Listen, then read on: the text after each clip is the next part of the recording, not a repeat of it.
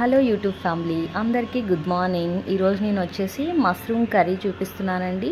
నేను కూడా first time try చేస్తున్నాను. బట్ ఈ మష్రూమ్స్ తెచ్చి 2 days అయింది. నేను మర్చిపోయాను అనమాట. కొంచెం బ్లాక్ అయితే అయ్యాయి, బట్ పర్వాలేదు, లోపల చాలా బాగున్నాయండి. మనం పైన ఉన్న తోలంతా తీసేస్తున్నాను అనమాట. మష్రూమ్కి పైన తోలు కానీ డస్ట్ కానీ ఉంటుంది, మంచిగా స్క్వీజ్ చేసుకోవాలి. తర్వాత వచ్చేసి నేను ఇక్కడ 3 ఆనియన్స్ 3 టమాటోస్ అయితే తీసుకున్నాను. ఇవి వాటర్లో వేసి తీసి కట్ చేసే కల్లా అలా బ్లాక్ అయితే కనిపించాయండి, కానీ చాలా బాగున్నాయి. ఫస్ట్ అయితే ఒక ప్యాన్ పెట్టుకున్నాను. ప్యాన్ పెట్టుకుని ఆయిల్ వేసుకుంటున్నాను. మష్రూమ్స్ అనేది మనకి మంచి ప్రోటీన్ అయితే ఉంటుందన్నమాట. సారీ, ఇక్కడ ఆయిల్ అప్పడాలు అయితే వేయించానండి. అప్పడాల్లో వేయించిన అది నల్లగా కనిపిస్తుంది కదా, అప్పడాలు వేయించిందండి. మరి ఏదో ఏమనుకోకండి, అప్పడాలు వేయించిన ఆయిల్ ఉంటే ఎందుకు వేస్ట్ చేయాలని చెప్పేసి వేసేసాను అనమాట. ఇంకా తర్వాత వచ్చేసి ఆనియన్స్, టమోటో అండ్ కరివేపాకు అయితే నేను తీసుకున్నాను. మనం ఇలా అయినా వేసుకోవచ్చు, లేదా ఇవన్నీ ఆయిల్లో వేయించేసి మిక్సీ పట్టి పేస్ట్ అయినా వేసుకోవచ్చు అండి. మష్రూమ్ చాలా డిఫరెంట్గా చేసుకుంటారనమాట. సేమ్ మనం చికెన్ ఫ్రై ఎలా చేస్తామో ఆ విధంగా కూడా చేసుకోవచ్చు. ఫస్ట్ అన్నీ ఇలా వేయించేసి ఆయిల్లో మిక్సీ అయినా పట్టుకోవచ్చు అండి. ఇప్పుడు ఇలా ఫ్రై చేస్తున్నప్పుడే దీంట్లో కొంచెం అల్లం వెల్లుల్లి పేస్ట్ అయితే వేసుకోవాలి. నిదానంగా వేస్తే పచ్చి స్మెల్ వస్తుందన్నమాట. చూడండి, ఇప్పుడు నాకు అవన్నీ బాగా ఫ్రై చూడండి, ఆల్మోస్ట్ అన్నీ ఫ్రై అయితే అయిపోయాయండి. సారీ, మధ్యలో కాల్ వచ్చి డిస్టర్బ్ అయ్యిందనమాట వాయిస్.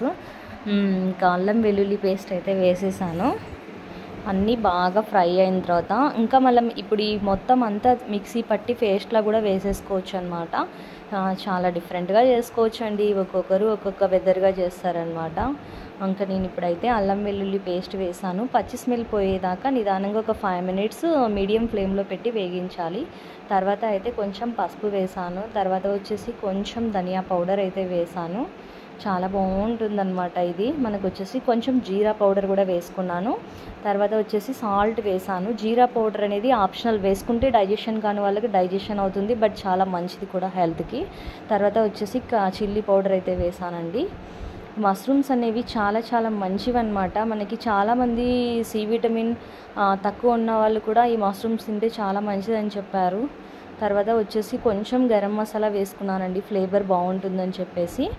ఇంకా చాలా బాగుంటుంది మష్రూమ్. ఒకసారి ట్రై చేయండి. నేను ఇదివరకు ఎప్పుడు కూడా తినాలనిపించలేదు, బట్ ఒకసారి ట్రై చేయాలి, ఇప్పటి నుంచి ఇంకా నా ఫుడ్లో కూడా ఇంక్లూడ్ చేసుకోవాలి అని చెప్పి నేను డిసైడ్ అయిపోయి అయితే ఒకసారి తీసుకున్నానండి మష్రూమ్స్ కూడా.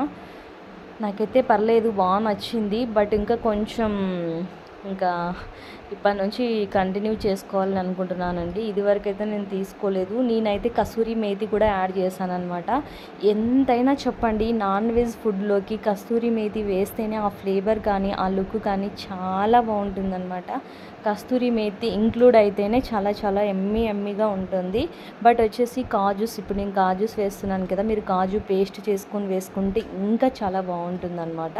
కానీ మనం ఇలా కర్రీ తింటున్నప్పుడు అక్కడక్కడ చపాతీలోకి కాజు వస్తే మనకు ఆ టేస్ట్ చాలా బాగుంటుంది. నేనైతే నాన్ వెజ్లోకి దేనికైనా చెప్పాలంటే ముఖ్యంగా కాజు పేస్ట్ చేసి వేస్తే నాకు చాలా ఇష్టం అండి. చూడండి, ఇప్పుడు నేనైతే మష్రూమ్స్ చాలా తొందరగా ఉడికిపోతాయండి. నాకైతే తెలియదు, నెక్స్ట్ టైం తిన్న తర్వాత వాయిస్ ఓవర్ ఇస్తున్నాను కదా, నాకు అర్థమైంది. ఫస్ట్ ఇదివరకైతే విన్నాను మష్రూమ్స్ చాలా తొందరగా మగ్గిపోతాయండి. చాలా బాగుంటుంది నిజంగా. స్మెల్ కూడా చాలా మంచిగా ఉందన్నమాట. మనం డైరెక్ట్ పుట్టగొడుగులు అయితే తీసుకొని రాలేం, కానీ ఇంక ఇలా ప్యాకేజ్లో వచ్చినవి అయితే ఒకసారి మన ఫుడ్లో అయితే ఇంక్లూడ్ చేసుకోవాలి అయితే. బట్ ఇంకా నేను కొంచెం వాటర్ ఎక్కువ వేసానని అనిపించింది. మీరైతే వాటర్ చూసుకొని వేసుకోండి. ఫస్ట్ టైం చేశాను కదా, నేను కొంచెం వాటర్ ఎక్కువ వేసానని బట్ నాకు అనిపించింది. బట్ అడ్జస్ట్ అయిపోయాయి, చాలా బాగుందన్నమాట కర్రీ.